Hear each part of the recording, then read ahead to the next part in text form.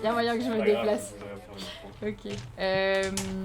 Du coup, en fait, les 3 serres, on les a construites en novembre 2020.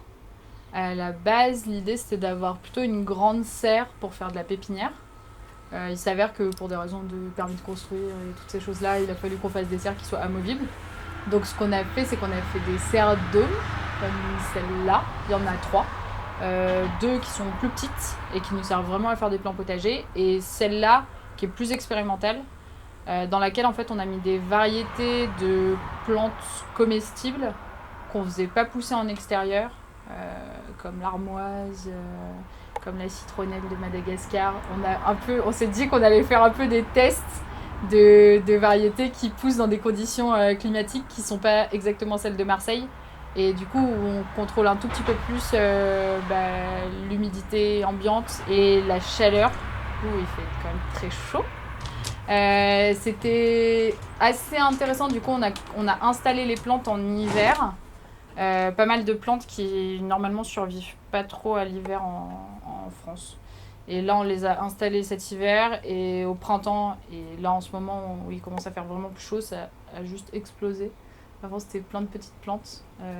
Les 2 bananiers qu'on a là, ils avaient 2 feuilles, quoi. Et bon, ils ont l'air de quand même bien se plaire.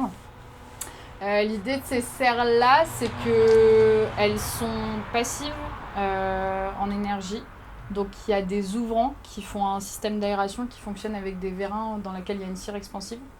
Donc, dès qu'il fait trop chaud en fait, dans la serre, ça va ouvrir pour créer des aérations.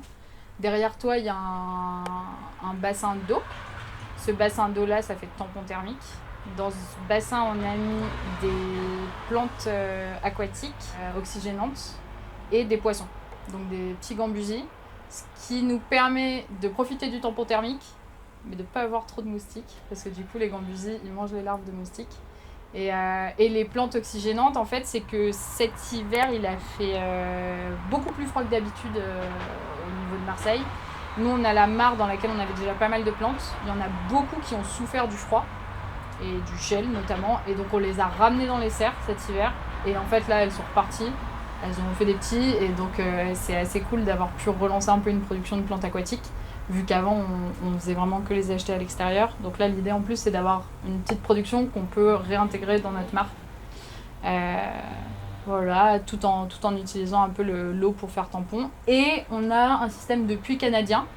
Donc c'est des énormes tuyaux en fait qui traversent toute la jardinière qui fait le tour de la serre, qui ressortent de l'autre côté. Et en fait, ça aspire l'air, ça passe dans les jardinières. Dans les jardinières, la température, elle est assez stable. Donc normalement, ça permet de refroidir l'air en été et de réchauffer l'air en hiver. Mais comme on est à Marseille et qu'il fait très chaud, et là il fait très très chaud en ce moment. Ouais. D'ailleurs, j'ai très chaud. Il y a du gingembre, il y a du curcuma, ce que je te disais, les armoises, les bananiers. On a aussi fait grimper un jasmin d'Arabie. Donc il est bien installé et juste à côté il y a un houblon grimpant qui lui a créé aussi un ombrage dans la serre, ce qui est plutôt pas mal. Je pense qu'ici il se sent quand même assez bien parce qu'il est parti dans tous les sens. Donc on avait un peu une voile d'ombrage là au-dessus qui était censée vraiment faire un ombrage dans la serre, mais en fait ici le soleil est tellement présent que cet ombrage là ça suffit pas. Donc le houblon, il a quand même un sacré rôle à jouer. Dès qu'on a une plante qui est en difficulté à l'extérieur, donc on avait notamment récupéré des arbres fruitiers qui sont arrivés un peu piteux état. Et donc on les a mis dans la serre dans un premier temps pour qu'ils repartent. Et l'idée, ça va être tout ce qui est le konbaba, les féjoyas. L'idée, c'est de les laisser un peu reprendre du poil de la bête dans la serre. Et ensuite, on les transvasera, on les installera dehors. J'ai aussi mis plein d'oca du Pérou, du coup, qui est un tubercule qui, normalement, devrait donner d'ici peu. Et en fait, je suis partie juste des tubercules que j'ai trouvés à la Biocop du coin, en me demandant comment est-ce que ça allait pousser. Et je sais pas, je les ai mis en terre et c'est sorti. Et elles ont l'air de se plaire ici. En gros, des aromatiques, un avocatier, des bananiers, le houblon, un peu un micmac. Et on fait aussi partir des ananas à base en utilisant juste la tête de l'ananas.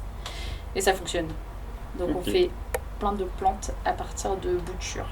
Voilà, c'est un peu l'idée aussi de cette serre. C'est de voir comment est-ce qu'on peut bouturer d'autres types d'aromatiques, d'autres fruitiers. Et la serre, elle est assez pratique pour ça. Comment je suis arrivée là? Moi, j'ai fait des études plutôt d'économie et de développement durable. Et quand j'ai terminé, je me posais pas mal de questions sur comment les citoyens se réapproprient leur mode de production énergétique, alimentaire, enfin très généralement, comment est-ce qu'on participe, comment est-ce qu'on fait des choix pour notre vie. Et l'alimentation, vu que j'ai grandi en ville, c'était une vraie question assez importante parce que finalement en ville, on se pose assez peu la question de d'où vient notre nourriture.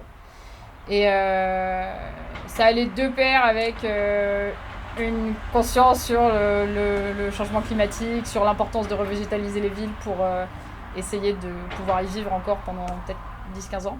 Et donc l'idée c'était de voir comment est-ce qu'on végétalisait les villes et comment cette végétalisation elle pouvait être comestible. Et donc en fait, au fil des lectures, je suis vite tombée sur les projets d'agriculture urbaine, ce qui m'a pas mal questionnée. Moi j'y connaissais rien et donc je me suis dit allez, je tente ça. Donc après être allée faire un woofing vraiment en milieu rural, je me suis dit je cherche quelque chose en ville. Et je suis tombée sur un service civique au Talus. Et je suis venue ici dans l'idée quand même de me former pour ensuite avoir mon projet perso. Et donc je leur ai dit que moi ce qui m'intéressait c'était le maraîchage. J'avais envie vraiment de comprendre d'où venait ce que j'avais dans mon assiette. Et c'est ce que j'ai fait. J'ai fait 8 mois de maraîchage intensif. Et quand j'ai terminé ces 8 mois, ils m'ont proposé de gérer le pôle de maraîchage du Talus. Donc toute la production alimentaire et maintenant la production de plants potagers. Et voilà, et l'entretien un peu général de la zone, les fruitières, les talus, les poules, voilà, tout ça. Ok, cool. Trop bien, bah, merci. Est-ce que tu veux rajouter un petit truc que tu as partagé sur le lieu? Sur le lieu, je sais pas, mais je pense que les serres, ça va être compliqué cet été.